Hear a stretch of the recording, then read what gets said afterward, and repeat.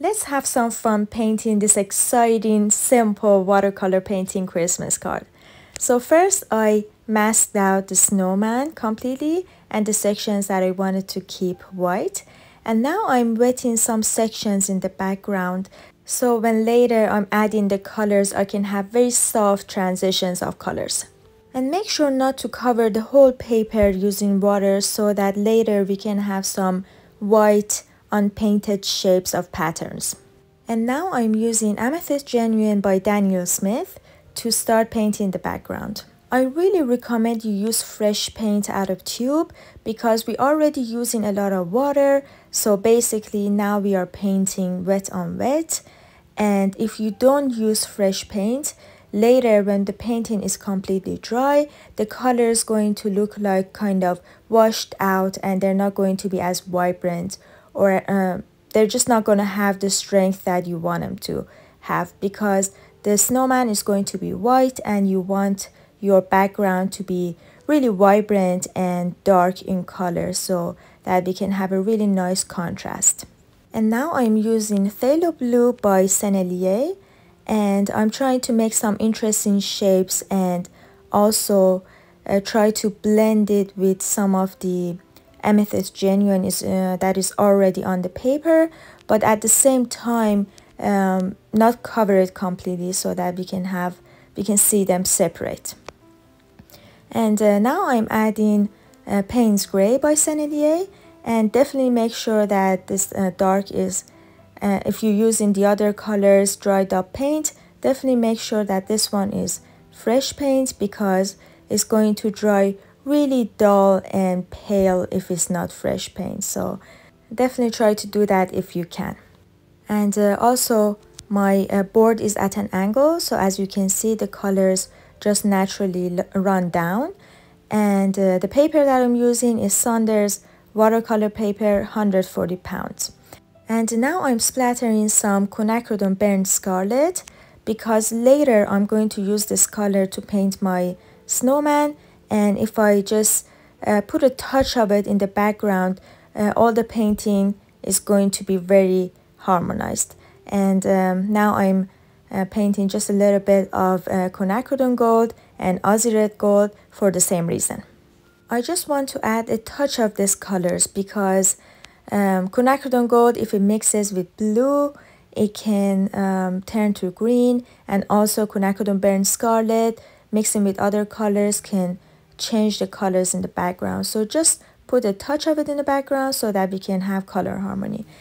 And while everything was still damp but not too wet, I added some salt to get some interesting wintry icy texture.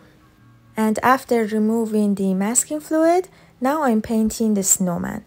So first I used my round brush to wet only the sections that I wanted to paint next, so that when I paint the color, I can have some smooth blending and transitions of colors. And the first color that I used was quinacridone gold, which is the lightest color, and then I added Aussie red gold and quinacridone burnt scarlet to darken the right side of the hat. And now I'm using the same technique to paint the rest of the snowman. So I'm trying to wet some sections of the area that I want to paint, so I'm not covering the whole part using water, so that I can have some white unpainted shapes in the middle that can actually act like oxygen, and it looks a lot better than covering the whole area with paint. And now I'm painting the nose using the same colors, and you might think that my brush is too big for a small area like that, but you can absolutely use a smaller brush. But I know this brush, I use it all the time, and I know that if there is not too much water on it, I can make some really tiny fine marks with it as well. This technique of painting is very engaging, and just because there is no drawing beforehand, you really focus more, and in my opinion it's a lot more enjoyable. But if you're used to drawing and you're just more comfortable painting that way, you can absolutely use a very thin or mechanical pencil to make some initial marks and then start painting these sections. And as you can see, I'm using the same colors, and I start with the lightest one, which is quinacridone gold, and I add a touch of Aussie red gold, and for the darker sides I'm using quinacridone burnt scarlet. So before I started painting, I put all the colors that I wanted to use on a piece of paper, and I let them mix a little bit to see if I really like the combination of these colors together. So I didn't really jump into the painting, and I really decided on the colors, and this is a perfect way that doesn't really take any time. You don't have to do a color study or paint an actual painting in a smaller size to figure out if you like the colors.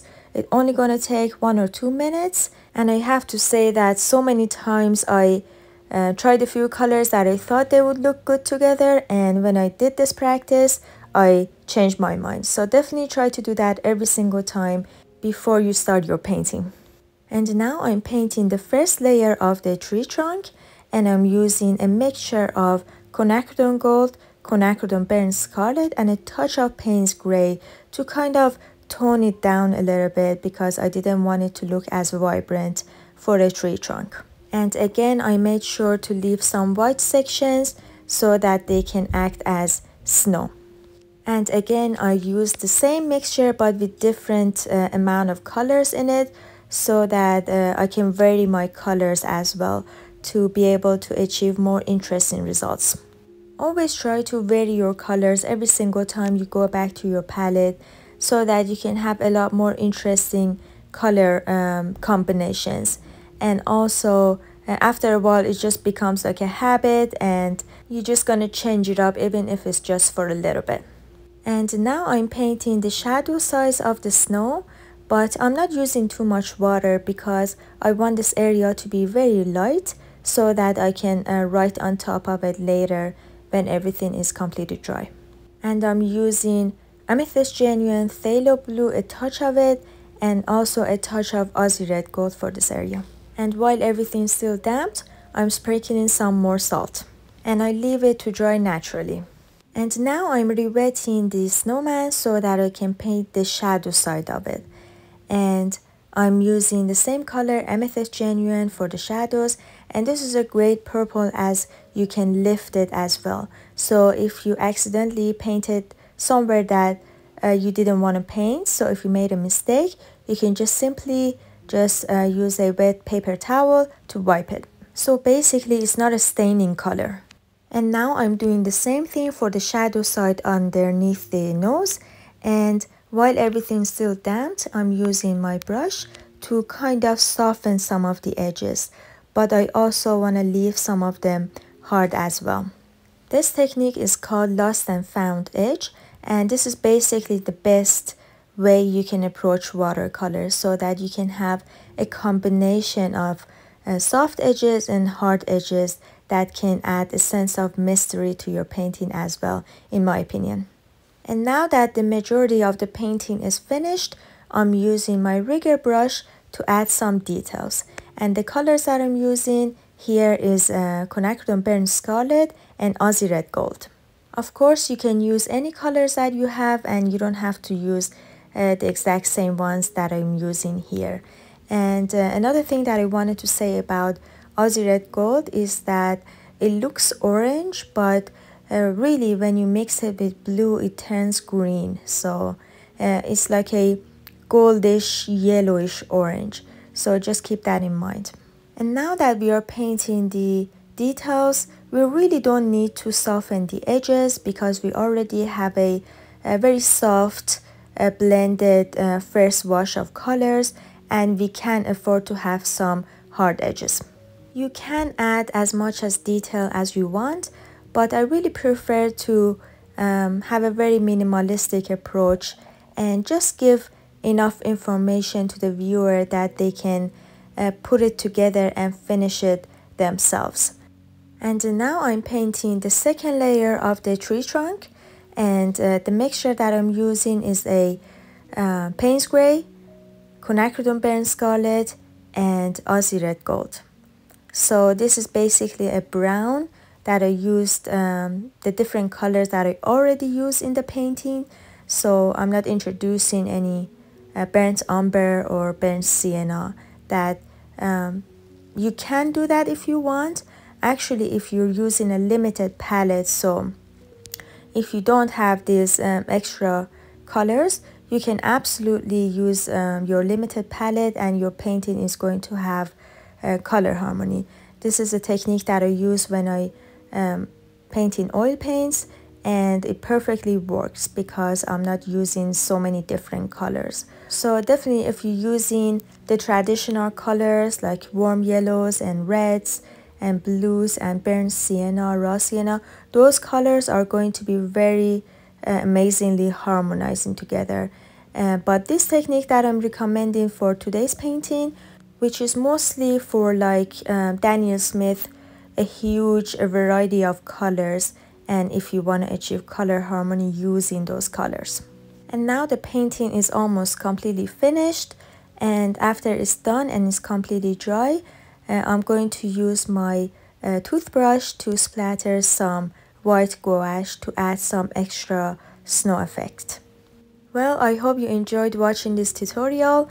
If you did, please like and subscribe to my channel, and also if you give it a try, let me know how it goes in the comment section. Happy painting!